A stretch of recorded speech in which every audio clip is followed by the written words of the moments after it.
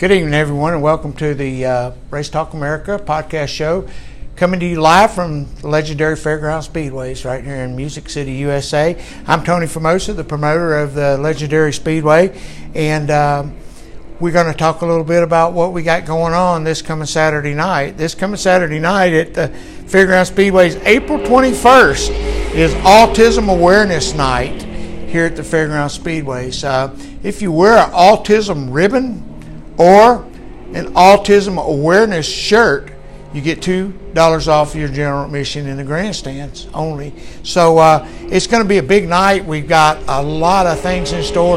We got a lot of cars. As you folks can hear, we got practice going on out here, track rental, and two-time Daytona 500 champion Sterling Marlin's out here trying his car out, as well as Davey Coble and Billy Cisco. So I've been down there talking with those guys for a while and came up here to do the podcast show to give everyone an update on what's going on, and we got a lot of good things that are going to happen. So first good thing that's going to happen is we're going to have a lot more cars than what we had the last time we had our show. But the biggest thing that I'm looking forward to is we've got some really, really good weather, and that's something that we haven't been very fortunate with in the past. So the All-American 400, we had gorgeous weather then in the first race, as everyone knows. We had a great show, great turnout, great crowd, great bunch of cars. Everybody really got in there and worked really hard to get the track in condition to race. We unfortunately lost a lot of fans. We had probably somewhere in the neighborhood of 2,500 to 3,500 kids that came in for the Easter egg hunt, some 10,000 Easter eggs. Golly, I picked up Easter eggs, plastic and paper for the last 2 weeks out here. So we did have a good crowd. Unfortunately, it got really, really cold, and people just couldn't put up with the cold, so a lot of people left. There were a lot of diehard fans that stayed, but I was really impressed with the crowd we had. It makes me feel really good to know that we have people that would still come out for our opening event of 2018, 61st season, and sit up there in the cold wind. We looked at video of the race, and you would not believe people with hoodies, people with coats and everything. So that makes me feel good. It lets me know that people are going to come no matter what. So we're really blessed to have good weather this weekend, and we're looking forward to having a gigantic turnout, not only in the pits, but in the grandstands also. So as everyone remembers, Michael House took the win #1 in the Clayton and James Big Machine Pro Late Model Division, and great race that we had. Justin Ashburn came up there right toward the end, and they had a little battle. It looked like Justin had a little bit for him, but I think his car got a little bit tight, and they've done a bunch of work on their car. I know Michael House will be sharp as a razor when he comes back this Saturday night, so can't wait to see that. Bobby Terry, making his return from 2017, took the Big Machine Vodka Super Truck division, and he and John Burns was a close race, but I think John had some handling issues with his truck, and it looked like he was just a little bit too tight right in the center of the corner. So Bobby Terry was able to pull away right there at the end and come out with the win. The muscle was really shown in the new limited late model division on a quarter-mile track. We went from having around 10 or 12 cars to 18 to 20 cars. So we actually lost a car or two before the race. I think we still started 18 or 19 cars. There were so many cars that weren't here. Bobby Joe Rippey was not here. Ryman wasn't here. There was a lot of guys that weren't here opening an event that will be here this coming Saturday night. So if that show doesn't keep you on the edge of your seat, nothing else will. That was a great show. Lot of lead changing, just a lot of side to side racing, a lot of position changing, and all in all, a very clean race. Clint Carter came in, first appearance, I guess, in a long time on a quarter-mile track, and just really showed a lot of muscle in the Carter racing machine, and was able to hold the lead off for probably somewhere around 3/4 of the race, and then right there at the end, I think he had a tire going down. But a great race, a good challenge. The super stock division, Jesus Christ, I think it was probably 24 or 25 cars, so I know that there was at least 10 to 15 cars that weren't here that will be here. So we're looking for a minimum of 30 cars in the pure stock division, and I think that's going to be turn out to be a really, really good show this coming Saturday night. Our division sponsors, by the way, Big Machine Records sponsor our Pro Late Model division, and I said Clayton James a while ago, but Clayton James is also on board and manufactured by the Borchetta Group. Big Machines Super Truck, Big Machine Vodka Super Trucks, Advanced Auto Parts Limited Late Model, Redneck Nation Pure Stock, Redneck Nation Label Pure Stock, Pest Doctor Front Runner Division, BH Construction Legends, and USA Motor Machine Pro Late Models. So, that was a really, really good show that we had on the opening race. But like I say, this weekend is going to be one that you don't want to miss. We've got a lot of things in store. Of course, as usual, we'll have the money drop, and we'll have double money added to the money drop for Autism Awareness Night. We'll have a lot of giveaways, a lot of stuff to give away that different people have brought to the Speedway for this event. One thing that I'm really excited about is the fact that we're going to have a really, really famous car out here that a good friend of mine, Mr. Al Jones, and with a lot of help from his sons and friends and family, have managed to take the race car that won the first race ever ran here at the Fairground Speedways. The car that won the first race that was ever ran at the Fairground Speedways was none other driven by a gentleman by the name of Charlie Griffith. He was from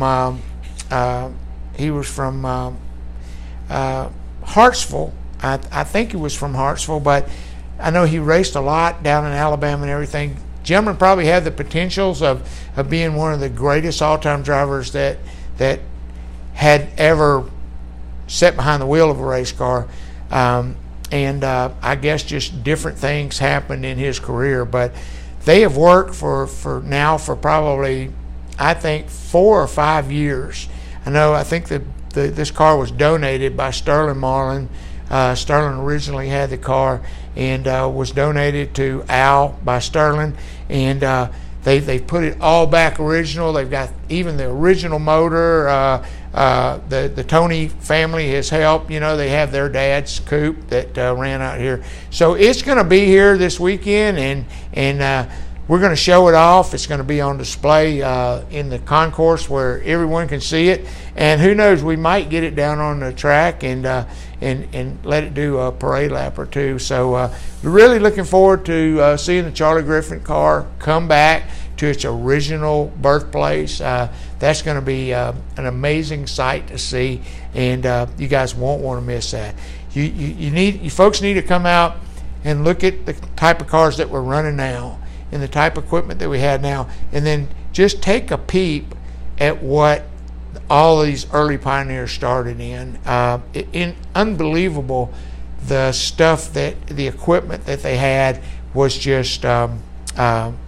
Sometimes I look at it and I think I'd rather race a slingshot than drive some of the cars that they had back in the day. So Advanced Auto Parts Limited Late Model Redneck Nation Pure Stocks was a great race. Pest Doctor Front Runner, a lot of action in that. The Legends race was great. Former track champion Jeff Green came in and ran that race and almost pulled it off, but got together with another car right there, I think on the like 3 to go or something like that, and was unable to pull the win off on that. Pro Mod race had a great race too, and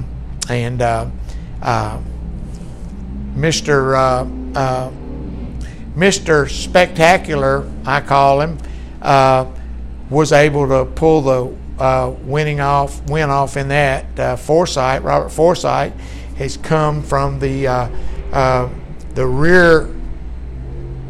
Let's just say the full body rear wheel drive cars down to a 4-cylinder car, and I think it's one of the Arms brothers' cars that they raced here and won a lot of races in. So Robert purchased that car over the winter and was able to pull the win off with that. So that was a really great race, and of course everybody knows that the tragic accident that we had during qualifying. We got qualifying in really late because of the weather. The track was wet.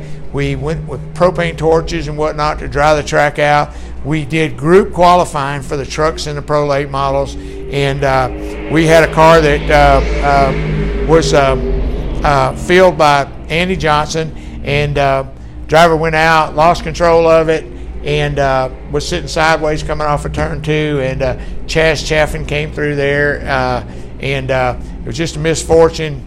It was actually a blessing that no one got really hurt bad in that, but it was a really hard lick. Got hit right in the door, and Chaffin's truck was destroyed as well as Johnson's truck.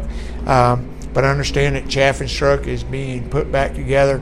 They have a backup truck. He'll be back for this race in his backup truck. Possibly you may see him in a Pro Late model. They've been doing some testing with that. I know Chad wasn't really pleased about their first test in their Pro Late model car, so their plans are to go on to the Pro Late model division. But I've been told that their number 1 truck, the championship truck, will be ready for the next race, and in May the 12th, as a matter of fact. And but for this race, he'll be driving his backup truck. So we're really excited to see him back on track, and really glad that none of our drivers were hurt really serious. We had another incident down here that another driver was shaken up a little bit, but nothing really major, just shaken up a little bit, and we got him in the ambulance just to check him out, make sure he was okay, and he was. So one thing I want to go over with you to remind everybody that once again, April 21st, this coming Saturday night, is Autism Awareness Night. And for those of you that all know about the tragic incident that happened with the 5-year-old child that was autism child, it's been all over the media and the news and everything. Our thoughts and prayers go out to that young man, and just a tragic deal. So, and we'll talk about that a little bit Saturday night from the stage. Autism Awareness Night. Make sure and wear an autism ribbon or autism T-shirt. You'll get $2 off at general admission. Once again, as always, $10 general admission. If you don't have an autism ribbon or a T-shirt, $10 general admission. Senior military, as always, are $8. Kids 5 and under are free. Grandstands will open at 3 p.m. Racing starts at 5. And happy hour for your favorite beverages and whatnot will be from 4 to 5. Specials on your favorite drinks and select food. And don't forget that June the 2nd will May the 12th, but June the 2nd, we're going to have an announcement for you Saturday night about that event. That's going to be a one whale of an event too. We've picked up a few more really nice sponsors that have came on board here to the Fairground Speedways. and you'll be seeing those as you come in this coming Saturday night. We want to thank all of our sponsors as always for being on board with us and supporting the Speedway. I want to thank all the fans that came out to the opening race and just hung in there with us. We'll be doing group qualifying on the quarter mile track, and what means when you say group qualifying, there'll be so many cars that go out on the track at one time, and they'll go out just like for a practice session. Their fastest lap of that practice session will be their qualifying lap. We'll be raising money. One of the main things that I was going to mention was we'll be raising money doing intermission for the autism children. So everyone come out and bring a little extra change or whatever you can spare and donate for this great cause. The Speedway is obviously going to make a huge donation to the cause, and cars will be on display in the grandstands also. So we got a note here. Brian Grant asks, will Sterling Marlin be racing Saturday? Absolutely. Sterling Marlin's out there practicing right now. He's a regular here, and he'll be racing. Sterling had a really strong car in the opening race and looked as though that he might be able to get up there and run with Michael House and might have had a little something for him. He was actually on the clock. He was the fastest car on the racetrack at one time, and then he had a right front shock issue, which I was told that kind of slowed him down and put him out of the chase for the winning. So let me give you a rundown on the race day schedule, and then we'll give you the rundown on the Friday practice schedule. And we practice every Friday. We start at 3 o'clock. And if you guys, folks, want to come out and watch practice, there's a lot of cars that come out here and practice on Friday. The practice goes from 3 to 7. Grandstand admission on that is free, and it's they have to pay to get in the pits, but your grandstand admission is always free for practice. Come on out tomorrow night and Friday night, and watch your favorite driver practice and whatnot. So the pit gate, now all you racers are going to really like this. We're going to try something different this time and see how it works out. Hopefully we're going to stick to the schedule, but the pit gate is going to open at 10 a.m. No more 8 a.m. So that'll give you guys a couple of extra hours to sleep, or you won't have to rush to get here or whatnot. But your pit gate and ticket booth will open at 10 a.m. Also, tech will open at 10 a.m. At 12:15, practice will begin. You must have a working receiver and a transponder, or a transponder at all times. So 3:30, the grandstands will open. 3:45, 5/8 mile qualifying will start. At 5 o'clock, the first green flag drops. USA Motor Machine Pro Mods will run 20 laps. BH Homes Construction Legends will run 25 laps. The Pest Doctor Front Runner will run 30 laps. Redneck Nation Pure Stock will run 30 laps. Advanced Auto Parts Limited Late Model will run 40 laps. And of course, the Big Machine Vodka Super Trucks will run 50 laps. And the Big Machine Records Pro Late Model will run 100 laps on the High Bank 5/8 mile, as always.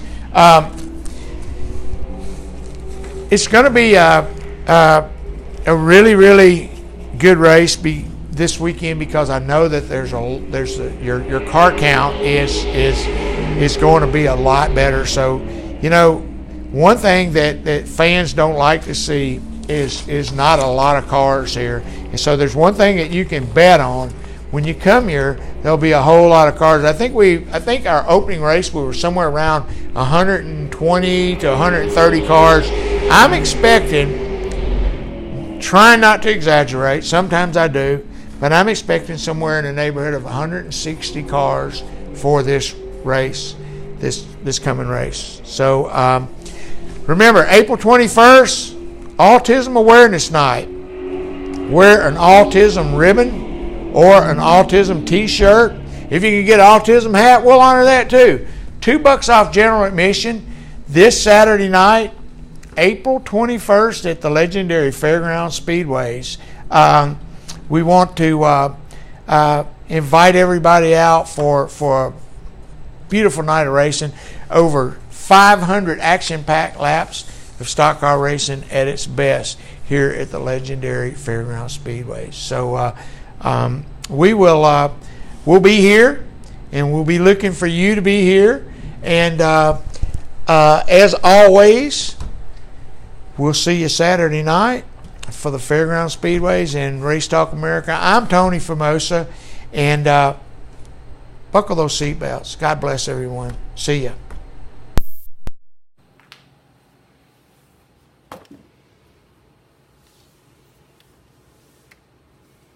I wish I had more.